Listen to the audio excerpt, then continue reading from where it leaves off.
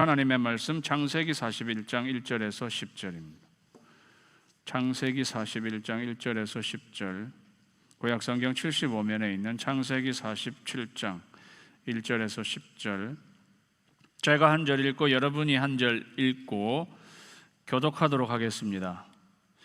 요셉이 바로에게 가서 고하여 이르되 내 아버지와 내 형들과 그들의 양과 소와 모든 소유가 가나안 땅에서 와서 고센 땅에 있나이다 하고,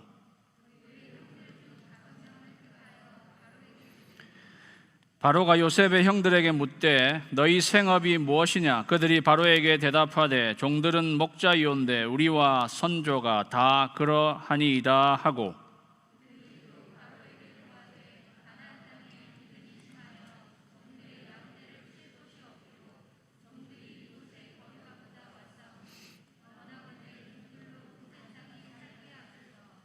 바로가 요셉에게 말하여 이르되 내 아버지와 형들이 내게 왔은즉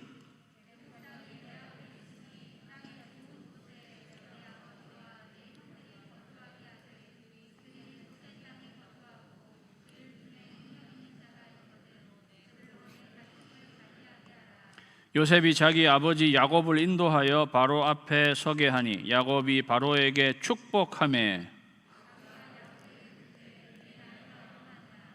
야곱이 바로에게 아뢰되 내 나그네 길의 세월이 130년이니이다. 내 나이가 얼마 못되니 우리 조상의 나그네 길의 연조에 미치지 못하나 험악한 세월을 보내었나이다 하고, 야곱이 바로에게 축복하고 그 앞에서 나오니라. 아멘. 오늘 본문 말씀을 가지고 웨이메이커, 세상을 축복하는 순례자, 그런 제목으로 하나님의 말씀 선포할 때에 피차 은혜 받는 시간이 되시기 바랍니다. 기도하겠습니다. 하나님 아버지, 이제 저희들 하나님의 말씀 앞에 있사오니 말씀하여 주시옵소서.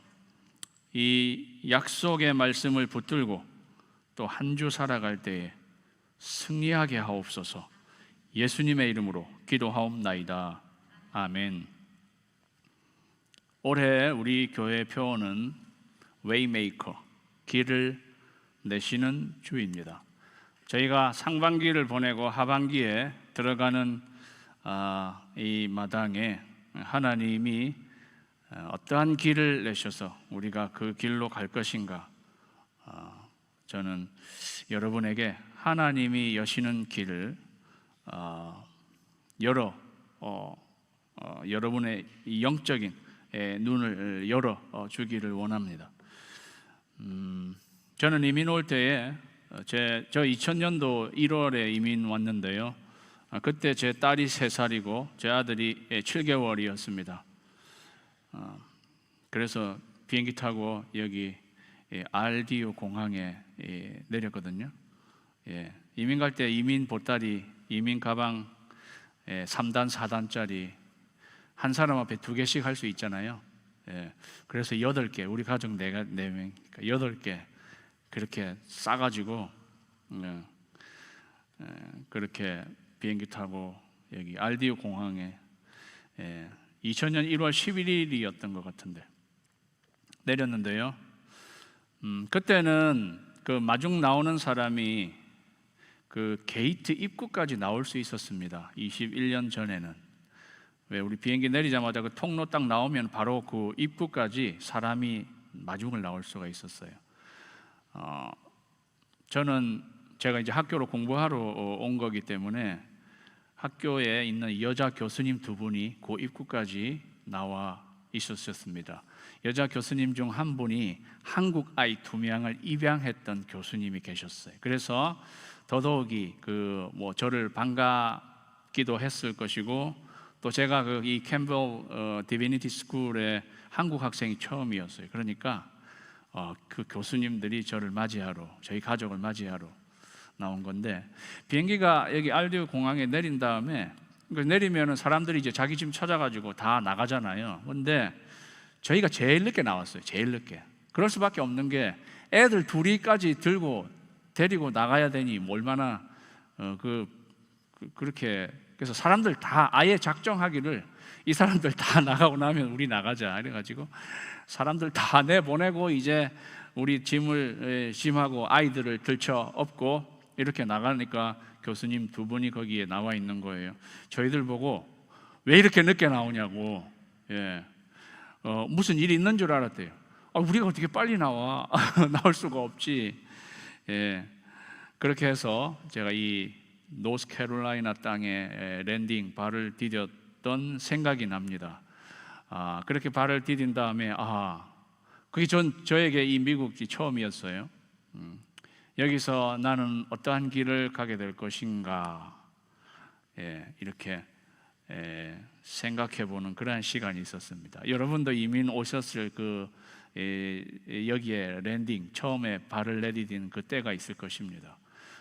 저처럼 이민 가방을 몇 개 들고 오신 분도 있으실 것이고 여러 모양으로 여기 내려서 어떻게 내가 살아갈 것인가 그렇게 생각했던 시간들이 있으셨을 것입니다. 오늘 본문에 야곱과 그 가족이 애굽에 랜딩하는 것이에요. 요셉이 부모 형제 초청한 거잖아요. 온 땅에 기근이 임하고, 그래서 요셉이 국무총리가 사실은 애굽의 국무총리가 되어서 그 가족을 초청한 것입니다.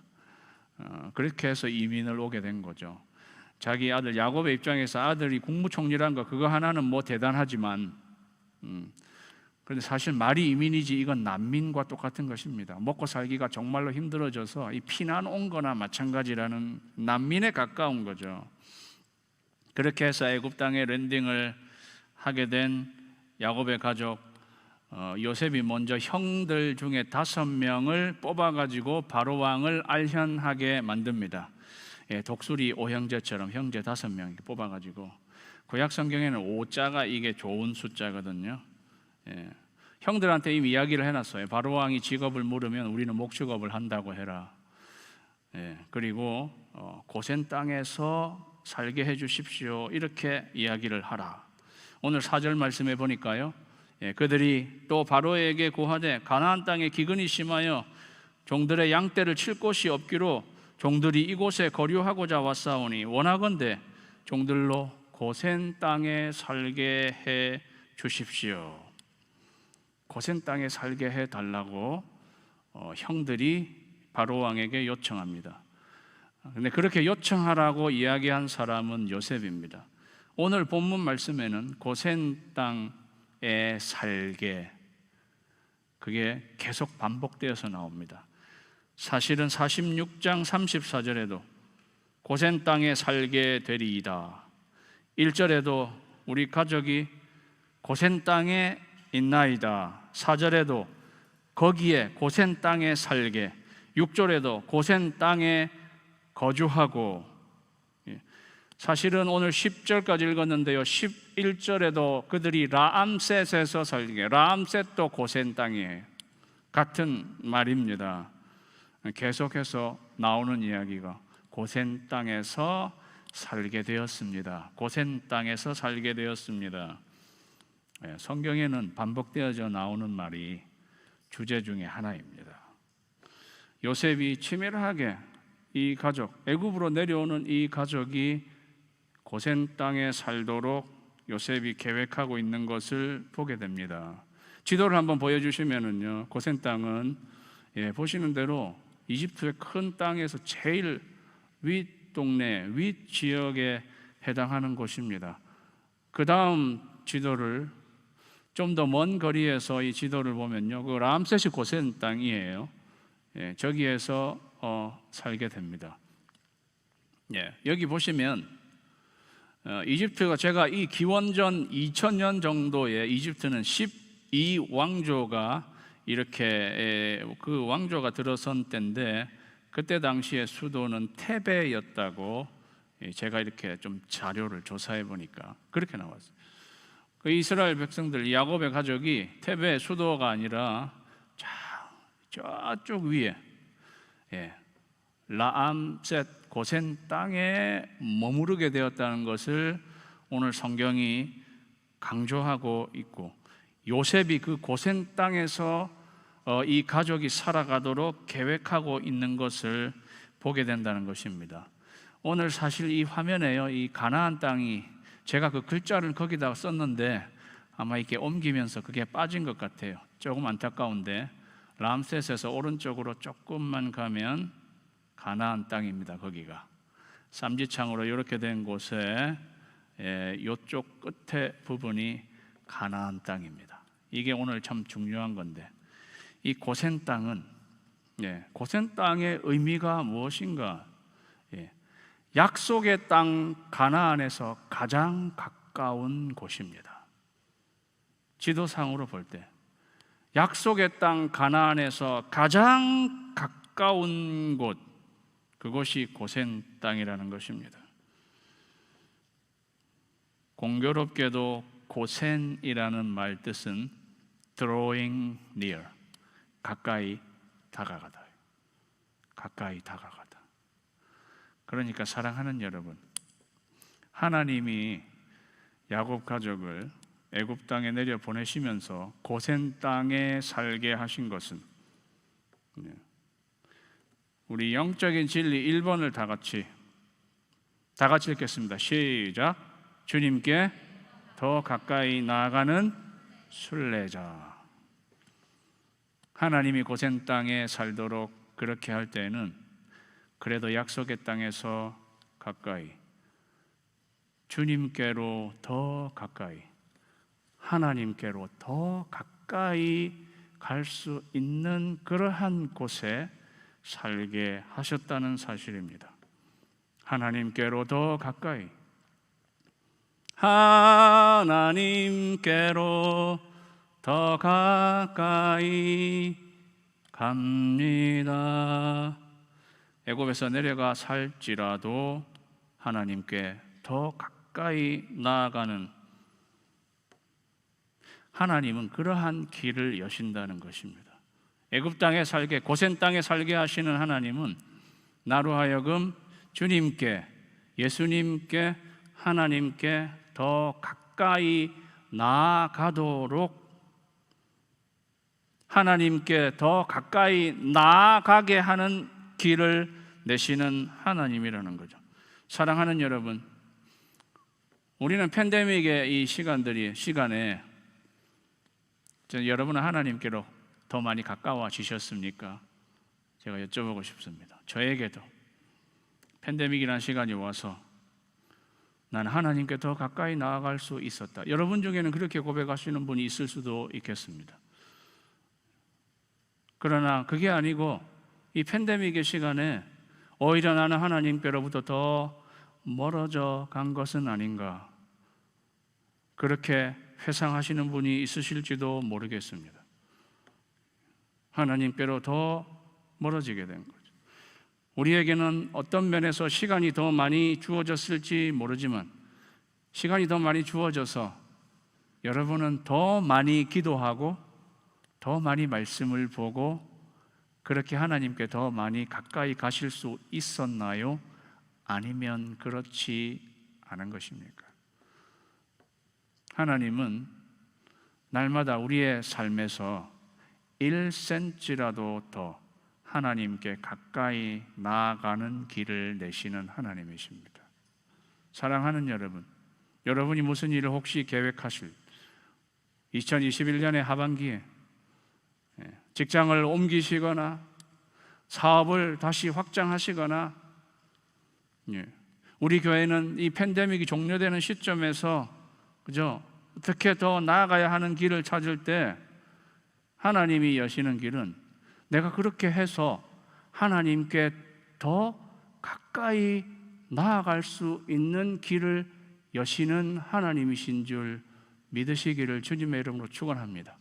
내가 이 길을 가려고 하는데 이 길을 가게 되면 주님께 더 가까이 나아가지 못한다면 하나님이 여시는 길이 아니라는 것입니다. 하나님은 고센 땅에 살게 하시는 하나님이시죠. 하나님께 더 가까이 나아가는 길을 여시는 하나님이시라는 사실, 우리의 인생에 날마다 날마다 주께로 더 가까이. 오늘 하루는 어제보다 더 주님께 가까이 가는 그러한 길로 가시는 저와 여러분이 되시기를 주님의 이름으로 축원합니다. 그렇게 해서 그들은 고센 땅에서 살게 되어진 것입니다. 형들이 그렇게 해서 바로 왕을 아련하고 난 후에 7절에 보니까요, 요셉이 자기 아버지 야곱을 인도하여 바로 앞에 서게 하니 야곱이 바로에게 축복하며, 그 아버지 요셉의 아버지 야곱이 바로 앞에 딱 이렇게 선 거예요. 예, 그 요 앞에 보좌에는 바로 왕이 있고 여기에는 지금 이제 야곱이 있는 거죠. 예, 이 그림이 좀 보시면은 이런 거예요, 그죠? 바로 왕과 야곱 대면하는 거예요. 이 아주 역사적인 장면이고 창세기에서 아주 이 장면도 아주 흥미진진한 이러한 장면인 거죠. 우리는 여기서 바로 왕과 야곱을 한번 대조해 볼 필요가 있습니다. 바로 왕은 애굽의 왕입니다. 야곱은 난민의 족장인 거죠. 난민은 마찬가지잖아요. 바로 왕은 화려하기 그지 없어요. 이 야곱은 초라하기 그지 없습니다. 바로 왕은 위세가 당당하죠. 야곱은 위태위태합니다. 이 워드 플레이예요. 제가 그냥 붙인 거예요. 위세당당한 바로, 위태위태한 야곱. 세상의 주인, 이때 애굽은 제국이었습니다. 세상의 주인 바로 왕, 약속의 아버지인 야곱. 사랑하는 여러분, 이 그림을 딱 보면 누가 누구를 축복하는 게 맞다고 생각하십니까? 히브리서 7장 7절에 보니까요, 논란의 여지 없이 낮은 자가 높은 자에게서 축복을 받느니라. 높은 자가 낮은 자를 축복하는 게 논란의 여지가 없는 거죠. 그렇게 본다면은 여기서 누가 누구를 축복해야 맞는 거예요? 바로가 야곱을 축복해야 맞는 거죠. 그러나 사랑하는 여러분, 오늘 본문 말씀은 초라하기 그지없고 난민의 족장에 불과하고 위태위태하게 보이는 야곱이 바로를 축복한다는 것입니다. 야곱, 버락, 바로. 히브리어 그대로 읽은 거예요. 야곱, 버락, 바로. 야곱이 바로를 축복하며. 야곱, 버락, 바로. 제가 뭐 이야기하고 있는 거예요? 야곱이 바로를 축복하며. 야곱, 버락, 바로. 히브리어의 버락, 축복하다, 축복하다, 버락. 옆에 사람한테 큰 소리로 버락, 시작. 벼락 맞으라 이게 아니고, 버락 하니까 뭐 생각나세요? 일부 예배 때 하니까 버락 오바마가 이렇게 팍 넣어. 버락이란 말이 축복하다는 뜻이에요. 복을 주다. 사실 이름은 좋은 이름이에요. 축복받은 자 이런 뜻이에요. 버락. 야곱이 버락, 바로.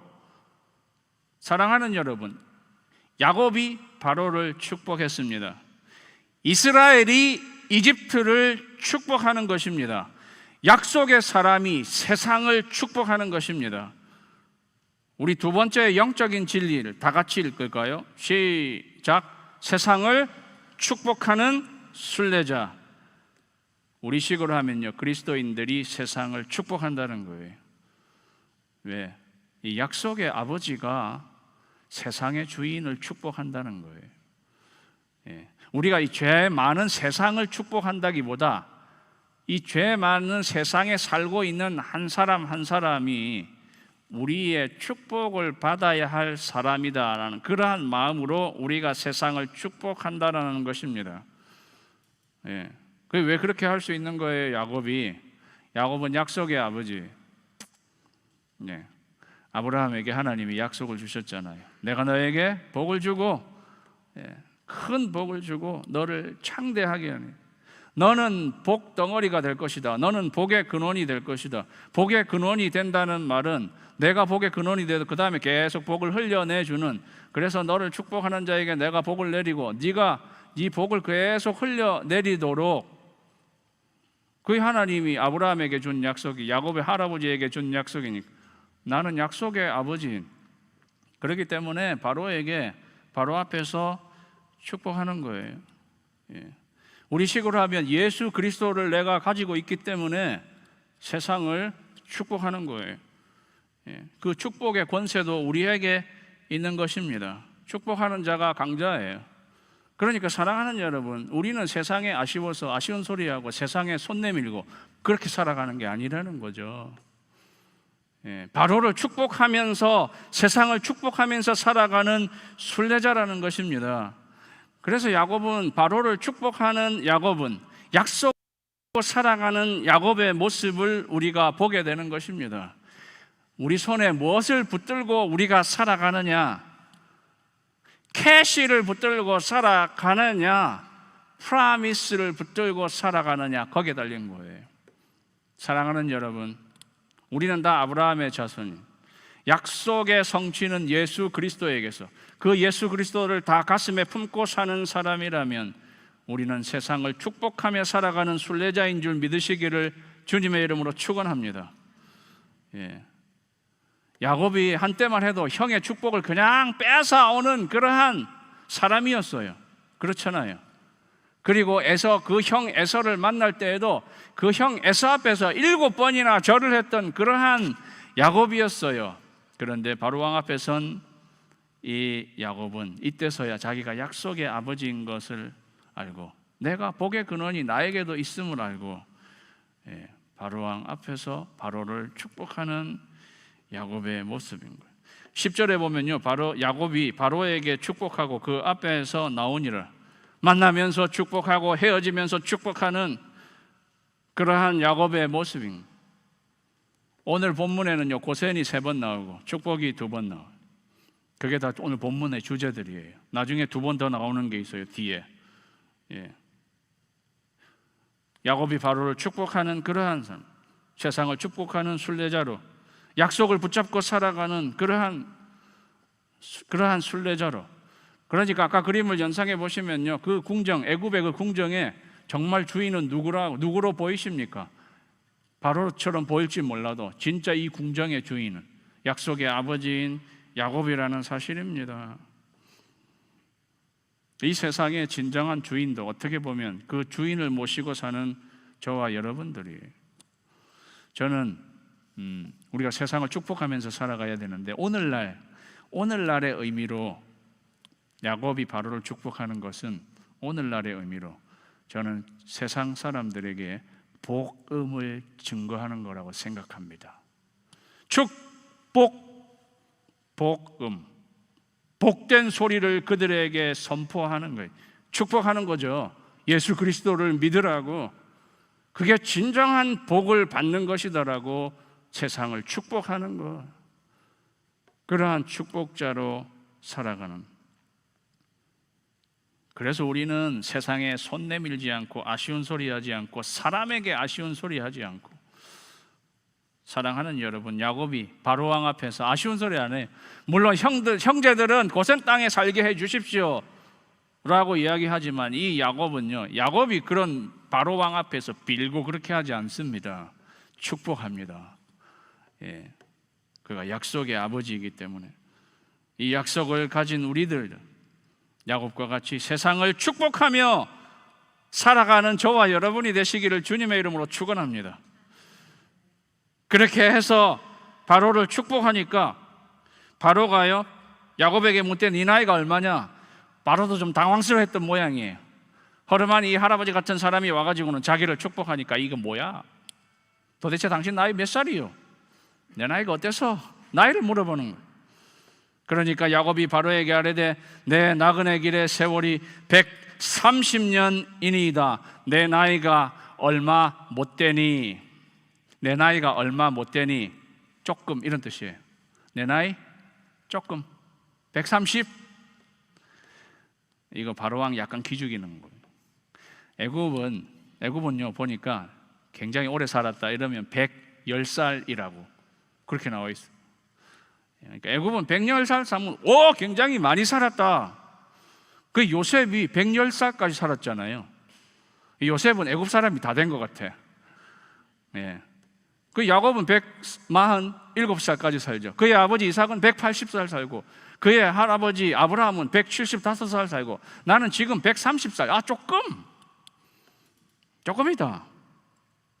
그런데 오늘 야곱이 나그네 길의 세월이 조금 130년, 우리 조상의 나그네 길의 연조에 미치지 못합니다. 야곱의 입에서 나오는 말, 반복해서 나오는 말이 그죠? 나그네 길이라는 것입니다. 나그네 길에, 나그네 길에. 나그네 히브리어로 마구르. 입안에서 막 굴러 나오는 소리 같아요. 이 나그네라는 게 굴러가는, 정말 이리저리 굴러가는 나그네 길을 느낌을 주는 이 마구르의 뜻은, 나그네의 뜻이면서도 필그림, 순례자라는 뜻입니다. 순례자. 그래서 제가 계속 1번, 2번을 하면서 주님께 더 가까이 나아가는 순례자, 세상을 축복하는 순례자, 나그네가 이게 순례자라는 거예요.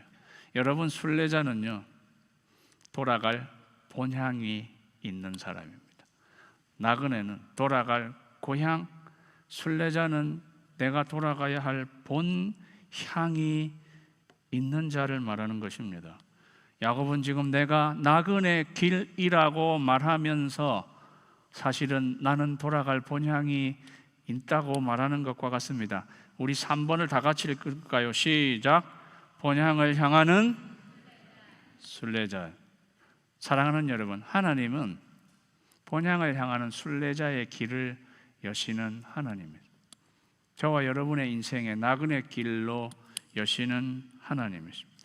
그 나그네 길, 그냥 나그네라니까가 중요한 게 아니라 본향이 있다는 것을 알려주는 이야기라는 거죠. 한국의 대표적인 성가곡, 본향을 향하네. 예.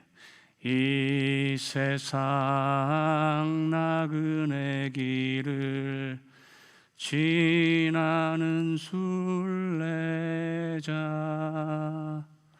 이게 뭔 노래인지 모르는 분들은 이게 한국의 대표적인 성가곡. 제가 중학교, 고등학교 때도 성가 경연대회 나가면 꼭 이 본향을 향하네를 불러야 되는. 네. 인생의 거친 들에서 하룻밤 머물고, 인생의 거친 들에서 130년 지내온 세월 하룻밤 조금, 내 나이가 얼마 못 되니 나그네 길. 이 곡을 지은 분은 김두한 장로님이라는 한국 성가곡 작곡가의 레전드. 저는 그분이 이 말씀을 바탕으로 작사 작곡을 했다고 생각합니다. 본향을 향하는 나그네 길로 가는 것입니다. 야곱이 그렇게 말하면서 우리 조상의 나그네 길의 연조에 미치지 못하나 험악한 세월을 보냈습니다. 이렇게 말했습니다.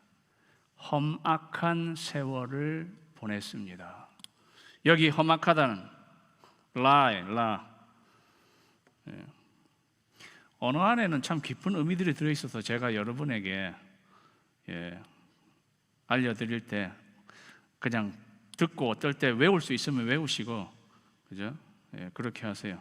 라, 험악한. 이 생각하면서 제가 그 도레미파솔라시도 계명이 있어요. 도시라, 뭐든지 라로 가면 이게 인생의 단조로 싹 바뀌는 거예요. 라, 이 도레미파솔라시도에서 라가 들어가면 이게 약간 단조로 바뀌는 거예요. 험악한 라 안에 들어있는 말은요, 굉장히 많은 말이 들어있어요. 말썽, tough, 상처, 아픔, 슬픔, 갈등. 내가 험악한 세월을 보냈습니다. 라의 인생을 나는 보내게 되었습니다. 말도 많고 탈도 많은 그런 인생을 보내게 되었습니다. 아니나 다를까요? 이 야곱은요, 갈등의 DNA를 타고난 사람 같아요. 어머니 뱃속에서부터 부딪히면서 형하고 내가 먼저 나올 거야 이러면서 어머니 뱃속에서부터 형하고 갈등하고 부딪힌 사람이 야곱이에요. 그래서요, 그의 인생이 계속 부딪히는 걸로. 그러고 나서는 나와서도 형의 책복을 이렇게 뺏으려고 그렇게 하면서 형하고 부딪혀서 칼부림 나가지고 사실은 바단 아람으로 도망가게 된 거잖아요. 그렇게 도망가서도 외삼촌 라반하고 또 막 부딪힌. 그 자기가 자기 양떼를 좀 많이 모으니까 그 외삼촌 라반의 아들들이 저 이상한데, 그 자기하고는 사촌이잖아요. 사촌들하고도 또 삼촌하고도 부딪히고 사촌들하고도 부딪히고, 또 거기 있는 동안에 어떻게 하다가 와이프를 4명이나 얻어가지고 그 12명의 자식은 와이프들끼리도 그 안에 부딪히고, 그러니까 자기 와이프하고 자기하고도 나한테도 빨리 아기를 낳아라, 내 종을 데려가라 이러면서 거기도 부딪히고, 온갖 난리. 또 나중에는 아들들하고도 부딪히고, 시므온과 레위가 세겜족의 사람들 다 죽이고 이러면서 너희들이 무슨 나중에 화를 보려고 이런 일을 벌이느냐, 아들하고 부딪히고, 온갖 험한 꼴 다 당한 이 험악한 세월, 내 인생 인생 온갖 험한 꼴을 다 보았습니다. 그러다가 그 와중에 자기 사랑하는 아내는 둘째 베냐민을 낳을 때 라헬이 죽습니다.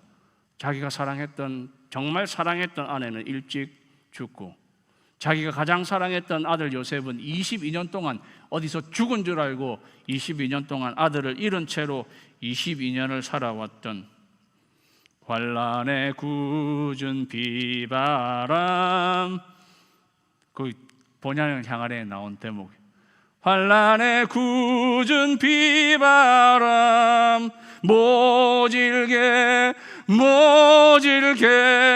불어도, 내가 그런 험악한 세월을 살았습니다. 야곱은 하나님 만날 때도 하나님하고는 부딪히는 방법으로 하나님을 만나는 게 야곱이에요. 그 야복강 강가에서 하나님하고도 씨름하잖아요.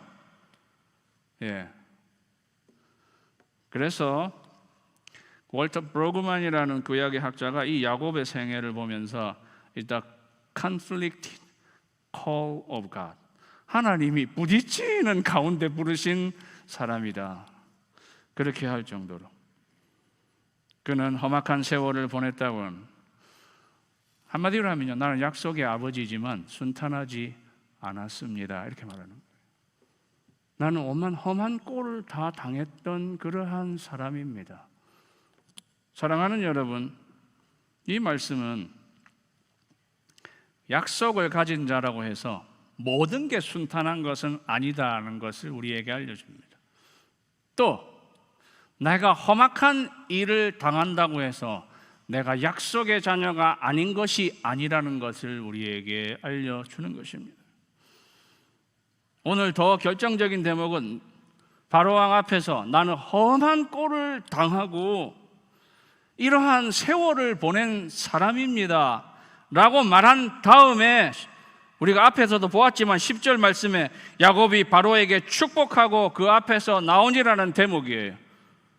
나는 험악한 세월을 살았습니다, 이렇게 말을 했으면요, 그 다음에는 그래서 참 면목이 없다든지 좀 부끄럽다든지 그렇게 말하고 나와야 되는데, 그는 그렇게 하지 않고 나는 험악한 세월을 보냈지만 나는 당신을 지금 축복합니다, 이거잖아요. 나는 험악한 세월을 보냈으나 나는 당신을 축복합니다. 이게 무슨 뜻이에요? 내가 지난 나의 삶 속에 내가 당했던 그 험악한 그것, 비록 그렇다 하더라도 나는 그 험악한 세상의 희생자가 아닙니다. 나는 그 험악한 세상의 실패자가 아닙니다. 내가 당했던 그러한 것들도 다 본향을 향하게 만들어준 것이었습니다. 그래 고백하는 거예요. 그 괴로움 인하여 천국 보이고, 그런 대목이 나와요. 저는 여기를 너무 잘 조명했다고 생각해요. 제가 하는 파트는 테너 파트예요. 제가 테너 파트밖에 몰라요. 그 괴로움 인하여 천국을 바라볼 수 있게 된 것이다. 그렇게 지금 고백하는 거예요. 사랑하는 여러분, 혹시 여러분 가운데 인생에 내가 감당할 수 없을 만한 험한 일들을 당해서 내가 이 험악한 세상에 실패자나 희생자라고 생각하신 분이 있으십니까? 그렇게 생각하면요, 피해의식 속에 살아가게 됩니다. 사랑하는 여러분, 그렇지 않습니다. 우리가 예수 그리스도를 가졌다면, 약속의 성취 되시는 예수 그리스도를 가졌다면, 오늘 약속의 아버지인 야곱과 같이 험한 일들을 당했다 해서 나는 험악한 세상의 희생자나 실패자가 아니라, 그것들은 다 천국을 향해 가도록 나에게 그렇게 만들어준, 나는 여전히 예수 그리스도를 가진 약속의 아버지임을 믿으시기를 주님의 이름으로 축원합니다. 그게 험악한 세월을 살았다고 말한 후에도 야곱을, 바로를 축복할 수 있는 그러한 야곱이라는 거죠. 그 바로를, 그러니까 뭐 세상의 주인처럼 바라보는 게 아니고, 네가 그렇게 높은 자리에 있을지 몰라도 너는 내 축복을 받아야 너도 살아갈 수 있는 자라고. 왜? 내가 약속의 자녀고 내가 예수 그리스도를 가졌기 때문에 너는 내 축복을 받으면서 살아가야 할 사람이야. 지금 이렇게 하면서 바로를 축복하는 거예요. 그거를요, 정말 바로를 바로 보는 거예요, 야곱이. 사랑하는 여러분, 바로를 바로 보시기를 주님의 이름으로 축원합니다. 그렇게 야곱 자신을 바로 보는 거고 바로를 바로 보는 거예요. 그러한 사람이 바로를 축복하면서 살아가는 것입니다. 그래서 창세기 47장 오늘 읽은 말씀이 13절부터 마지막 26절까지는요, 내용이 뭐예요? 바로가 복을 정말 받았다는 거예요. 애굽에 있는 모든 재산과 사람들이 전부 다 바로에게로 다 들어갔어요. 물론 중간에 요셉이 그렇게 하게 한 것이 있지만 결론은 그런 거라는 거죠. 야곱이 바로를 축복했더니 바로가 복을 받은 것이다. 사랑하는 여러분, 우리가 예수님을 가졌다면, 우리가 약속의 자녀, 약속의 아버지라면 우리는 실패자도 희생자도 아니다. 우리는 본향을 향하는 순례자고 세상을 축복하는, 바로를 축복하며 살아가는 약속의 자녀라는 사실을 기억하시고 세상을 축복하는 순례자로 살아가시는 저와 여러분이 되시기를 주님의 이름으로 축원합니다.